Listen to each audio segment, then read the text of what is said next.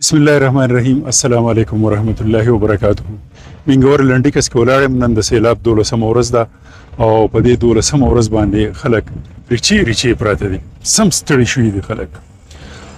په تیر لسیولس ورځو کې رضاکار تنظیمونو او خلکو خپل مدد آپ کې تحت د خواوشا علاقونو راغلي رضاکارو د دینی او سیاسي جماعتونو کارکونانو او د ټي ام ایز مختلف علاقو ټي ام ایز چې کوم ملازمین دي هغه هم ډېر په نره باندې او ډېر په اخلاص باندې کار کړی دی، خو کار ډېر زیات دی او نن په دې لنډي کس کې د رضاکارو کمې په نظر باندې راغی. متاثرین چې دي د دوی خو مجبوري ده او کورونه چې څو پورې صفا نه دي وبلګي خو زرې دي په ایمان دی. نو د خوشا علاقو خلکو ته زما دا درخواست دی چې اوس هم ستاسو د مدد ضرورت دی او په دې سهار ټایم کې د متاثرین په خپل باندې هم لږ تازه دمي نو بیا هم څه کار وباسي، خو د ماسپښین نه پس او مازدیګر بیا خلک بېدمه پراته وي. نو د خوشا علاقو هلکانو ته زما دا درخواست دی چې تاسو د ګروپونو په شکل کې داسې 3-4 بجو ته کراشئ او 2 غنټې 3 غنټې هم د خلکو سره بیلچه ووایي او لاس خلاص ورسره وکړئ، نو دا به د خلکو ډېر زیات په کار راشي. یو بل ریکوست ما کړی و چې یاره د کاریګر لاسونو ضرورت دی، نو زه ډېر زیات خوشحاله یم په دې باندې چې کوم مکینکان دي یا سروس سټیشن والا دي د هغې ډېر زیات ضرورت دی او هغې ښه پوره د خلکو سره ګزاره کوي او د مکینک اسوسییشن د طرف نه هم دا هدایت دی چې په سیلاب کې چې کوم ګاډي خراب شوي دي د هغې په ټیک کولو کې او د هغې په صفایۍ کې تاسو د خلکو سره چې څونه قدر نه کیدی شي هغه ورسره وکړئ. نو نن د اوبو سپلای په ټرایل بیسس باندې کولاو شوي وه، خو ځای په ځای باندې انفراسټرکچر د تقسیم چې دی هغه مات ګوټ پروت دی، نو هغه اوبه ځای په ځای باندې وبهیدې.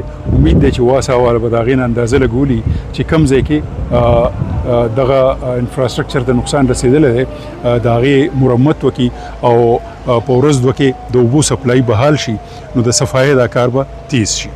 سهار ما یو ریکوست کړی چې یاره د افرادي قوت ضرورت دی، دا خلک یوازې شوي دي او ستړي شوي دي او د ټي ام ای دا کسان چې کم دي که نه د حکومت خو زه صفت نه کومه، ځکه چې حکومت له چې کم قاعدانه کردار ادا کول پکار و هغې کې ډېر پاتې راغلی دی. نه امدادي کارونه سټریم لاین کړو او بس یو نمایشي اونته دورې روانې دي، خو ما دا فیصله کړې ده چې په دې موقع باندې به زه چې څوک کار نه کوي به نظر انداز کوم او چې څوک کار کوي د هغې به حوصله افزایي کوم. ما نن په خپله باندې بیلچه ولیده، کشۍ مې ولیده، څه چې رانه کیدی شي هغه مې کول او په دې دوران کې چې به چا ووایي چې شاباش یاره وروره تا خو ډېر کار وکړو، نو خدای شته چې زړه مې خوشحاله شو او انرژي به راپکې زیاته شو. وګوره دا کم کسان چې کار کوي که نه، نو ظاهره چې دا خو مسلسل کار نشي کېدی، په دې کار کې د دمې هم ضرورت. تاسو خلک په دمه باندې ووینئ نو دې دا مطلب نه چې دی کار نه کوي، نو چې څوک ورته ووایي چې هلکه ته خو کار نه کوې نو دې سره د خلکو هغه انرژي چې ده که نه هغه کمزور شي. نو په دې وجه باندې اپریسیشن زیات ضرورت دی. په فیسبوک باندې هم بعضې خلک لګیا دي، څوک وایي هغه تنظیمونه چې ډېرې پراپیګنډۍ کوي هغه وسي شو او څوک وایي چې یاره فوټو سیشن روان دی. دا څوک چې پټوان وباسي دوی پټوان ایستو ته پرېږدئ او څوک چې ویډیوز جوړوي هغه ویډیوز جوړولو ته پرېږدئ او دا څوک چې بیلچې وهي دوی بیلچې ووالو ته پرېږدئ. یو ما داسې محسوس کو چې د خدای په حکم سره موږ په هر کار د هر چا نه ښه پوهېږو، نو دا ایکسکیویټر والا ټکټر والا لګی خپل کار کوي او موږ ورته وایي زما د ته اوس بلیډ کته که او ته اوس دا یو دې اوچته که او دا چل وکړه، نو مشوره ورکوو خو په هغې باندې دومره زور مه ورکوئ. دا وخت چې دی موږ ته د کم څیز ډېر زیات ضرورت دی هغه دی د صبر. موږ له به صبر کول پکار دي، کار روان دی او په دې باندې ټایم لګي، دا ټایم به لګي او بیا دا ده چې یاره افواګانې او منفي تبصرې چې دي د دې نه ځان ساتل پکار دي. په دې ټایم کې یو ډېر کارډیل او ډېر په تعاون باندې مبني ماحول دی، ډېر په یو دوستانه ماحول کې او د خپلوۍ په ماحول کې کار روان دی. نو که په دې کې افواګانې خورې شي نو د دې سره که کم تشویش پیدا شو او بې صبري پیدا شوه نو زموږ دا کار به نور هم ګران شي. بیا د امداد په تقسیم کې هم یو ډېر غټ چیلنج مخې ته دی چې امداد تقسیمونکي چې کله اوږد سفر وکړي او دلته منګورې ته راورسي یا سیلاب ځپلې علاقو ته ورسي نو هغه وایي چې یاره زر تر زره مې داسې ځونه ورکړی چې زما ذمواري پوره شي.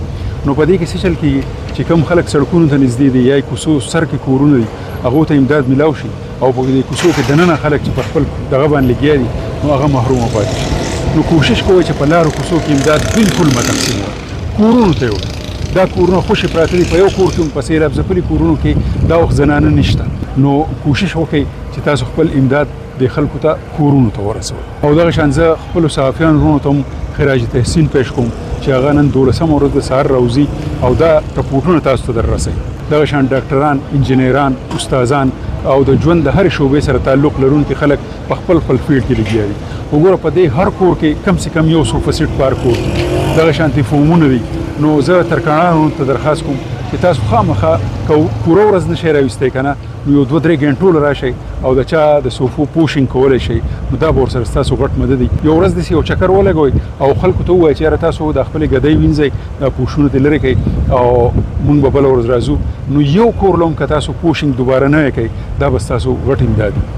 نو هر کارګر له پکار ده چې په خپل فیلډ کې هغه راوځي. دا خلک سهار ټایم کې کار وکړي، مازدیګر بیا بېدمه وي، زرې زرې پراته وي. نو زما دا درخواست دی چې تاسو د ماسپښین نه پس خامخا 2 ګنټو له 3 ګنټو له سیلاب ځپلي علاقو ته چکر را لګوئ او د دې خلکو مدد کوئ.